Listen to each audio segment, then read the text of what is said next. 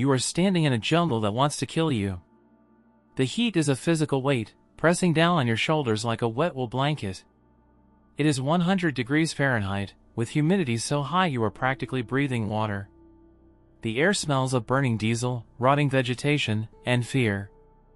You are 20 years old. You are from a small town in Iowa, or maybe the Bronx. You didn't ask to be here. You didn't volunteer for glory. You were drafted. Your country called your name, gave you a rifle, and sent you to the other side of the world to fight an enemy you cannot see. But you are not like the other soldiers in your platoon. You look around. The other guys are big. Corn-fed linebackers, tall farm boys, heavy machine gunners. You are small. You stand 5'5". You weigh 130 pounds soaking wet. Back home, being small was a disadvantage. It meant you got picked last for sports. It meant you had to talk your way out of fights. Here, in the Iron Triangle of Vietnam, being small is not a disadvantage. It is a death sentence. The sergeant walks down the line. He is looking for volunteers, but he isn't asking. He is measuring. He stops in front of you. He looks you up and down. He nods. You, he says. You'll fit. He points to a hole in the ground. It is barely wide enough for a basketball. It disappears into the black earth. Grab a flashlight and a pistol, son. We found a complex. Go clear it out. You are now a tunnel rat. There is no training school for this. There is no manual. Your qualification is your size. You are human bait sent into the throat of the beast. You strip down.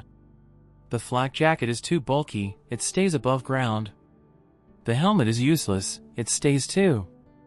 You take off your shirt because it will just get snagged on roots. You are half naked, covered in mud and mosquito bites. You check your gear. It is terrifyingly light.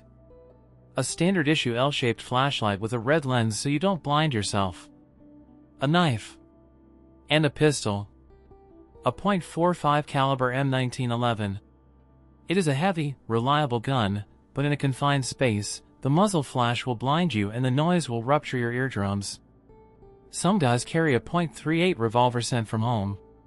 Some carry a sawed-off shotgun, but that's suicide, the spread will hit your own feet. You take a deep breath. It is the last clean breath you will take for hours. You lower yourself into the hole. The darkness is absolute. As soon as your head drops below the surface, the sounds of the jungle, the birds, the choppers, the distant artillery, disappear. They are replaced by the sound of your own heart hammering against your ribs. It sounds like a drum. Thump thump. Thump thump. You crawl on your hands and knees. The tunnel is narrow. Your shoulders scrape the walls. Sometimes it gets tighter, and you have to crawl on your belly, pulling yourself forward by your elbows, inch by agonizing inch. The air is foul. It smells of stagnant water, old sweat, fish sauce, and human waste. There is not enough oxygen. You gasp, but the air is thin and hot. You are already dizzy. You turn on your flashlight. The beam cuts through the dust. You see the walls. They are hand-dug, hard-packed clay. You realize the engineering genius of the Viet Cong. These aren't just holes, this is a city. There are sleeping quarters, kitchens, hospitals, ammo dumps. And they are all beneath the boots of the U.S. Army. You are an intruder in their home. And they know you are here. You move slowly. You have to. Every inch of this tunnel is a trap. You look for a wire. A tripwire as thin as a hair, painted with mud to be invisible. If you snag it, a grenade drops from the ceiling. Or a claymore mine explodes in your face. Or a Punji trap, sharp bamboo sticks dipped in human feces or cobra venom, springs out of the wall to impale your thigh.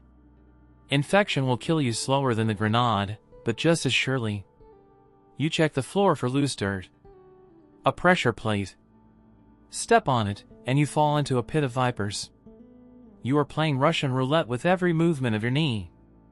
Suddenly, you stop. You hear something. Not a trap. breathing, or maybe the scratch of a claw. You are not alone down here. The VC use these tunnels, but so does the jungle. You shine your light around a corner. Two eyes reflect the beam. A rat. Not a normal rat. A tomb rat, the size of a terrier, fat on corpse meat. It hisses at you. You want to shoot it, but you can't waste a bullet, and the noise would give away your position. You stab at it with your knife. It scuttles over your hand, its claws scratching your skin. You suppress a scream. Panic is the enemy. If you panic, you die. You hyperventilate, you pass out, you never wake up. You push deeper. The tunnel drops. A trapdoor. You open it carefully. You check for a scorpion on the handle. You lower yourself to the next level. 30 feet underground now. The heat is suffocating. You are sweating so much your hands are slippery on the gun grip. You find a cavern. A storage room. Bags of rice. Crates of AK-47 ammunition. This is an intelligence goldmine. You should tag it and leave. But you have to make sure the sector is clear. You crawl into a dead end. No, not a dead end. A spider hole. A firing port. And then you smell it. Not the smell of rot, but the smell of life. Cigarette smoke. Strong tobacco. Someone is smoking just around the bend. Your adrenaline spikes. Time slows down. You turn off your light. You are in total, crushing blackness. You listen. You can hear the fabric of a shirt rustling. He is 10 feet away. He is waiting. He knows you are coming. He has the home field advantage. He knows every bump in the floor. You are blind. You have a choice. Retreat and toss a grenade? The blast in this confined space will turn your insides to jelly. The overpressure will burst your lungs. No. You have to go in. You hold the .45 in your right hand, the flashlight in your left. You count to 3. 1, 2, 3. You flick the light on and lunge around the corner. A face. A young Vietnamese man in black pajamas. He is holding a spear, a bamboo pole with a bayonet tied to the end.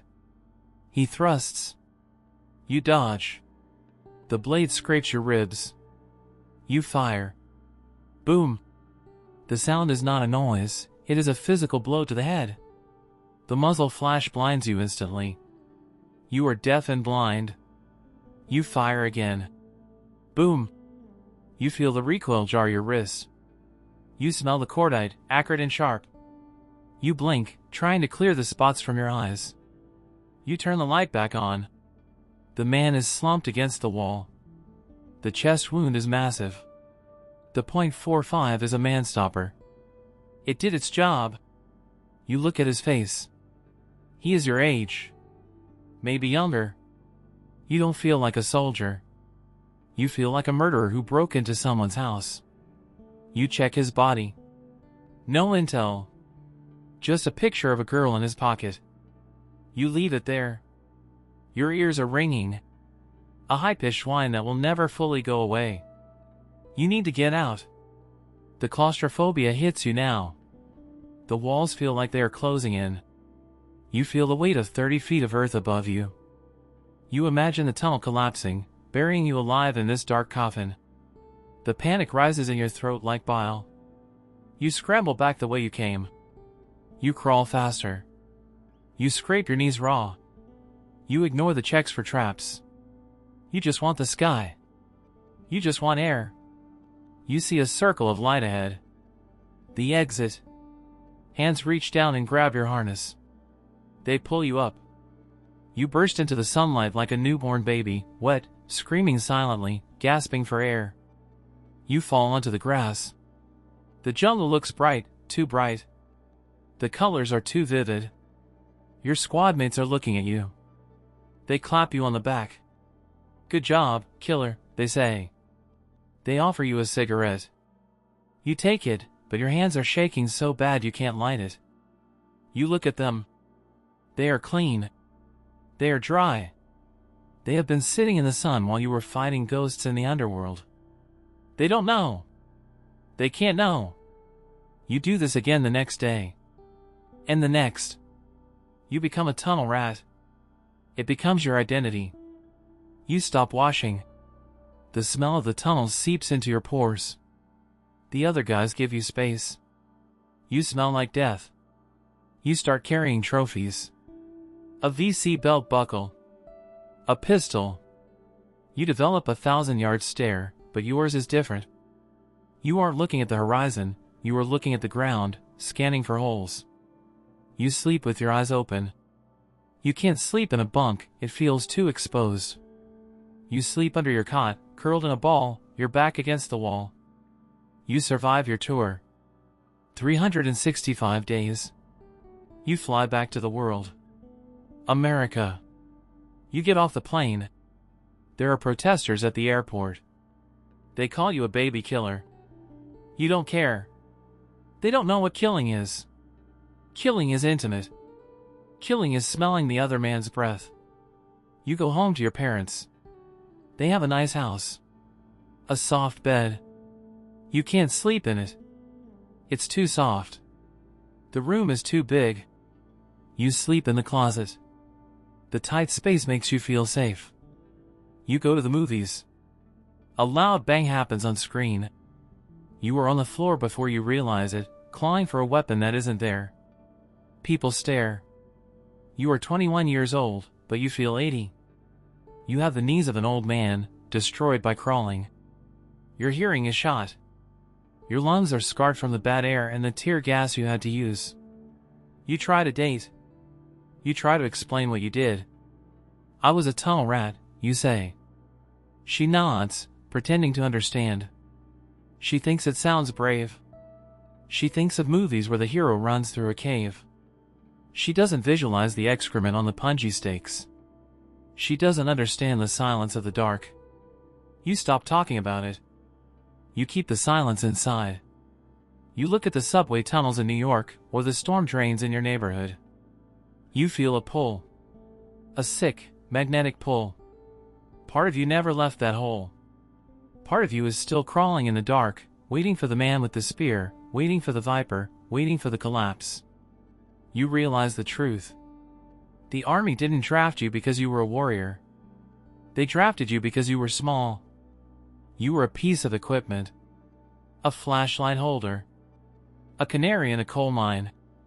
You were cheaper than a robot and more expendable than a dog. You pour a drink. You turn off the lights. You sit in the dark. It's the only place you feel honest. The tunnel didn't kill you, but it kept a piece of your soul down there in the clay. You are a tunnel rat. And you will never truly see the sun again.